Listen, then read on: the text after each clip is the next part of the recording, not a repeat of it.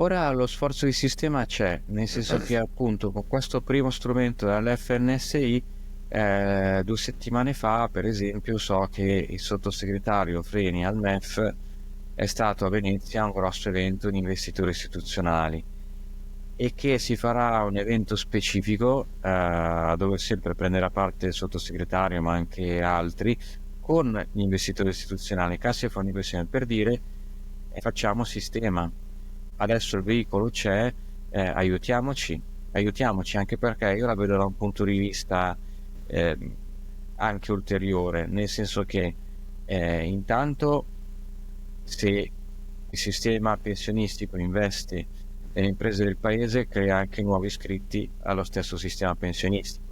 Se mio figlio dovrà andare a vivere negli Stati Uniti perché trova un miglior lavoro là, non pagherà le pensioni di chi adesso ha 45-50 anni in Italia, ma andrà probabilmente andrà a pagare i contributi in un altro paese, ho detto gli States, ma potrebbe essere qualsiasi altro, e quindi non viene meno quel patto tra generazioni e quindi il sistema pensionistico diventa insostenibile.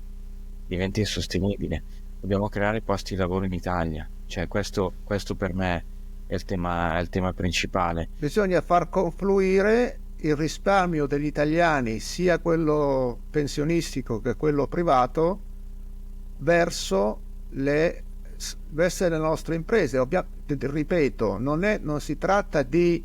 c'è stato un recente articolo del professor Brambilla che ha creato un po' di confusione, secondo me. Non si tratta di, come lui dice, investire tutti i fondi pensione che gestiscono 300 miliardi in aziende italiane. Ovviamente nessuno sta dicendo questo.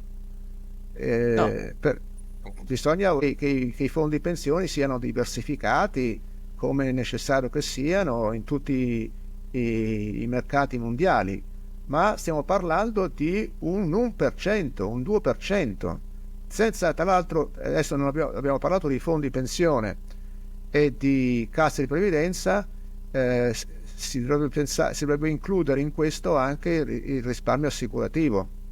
chiaro, sì, C'è assolutamente stato sì. uno studio recente molto ben fatto di Alvaro Mobiliare che mostra che il risparmio assicurativo è anche più ingente come possibile effetto su questo problema. Quindi le risorse ci sono e sono abbondanti.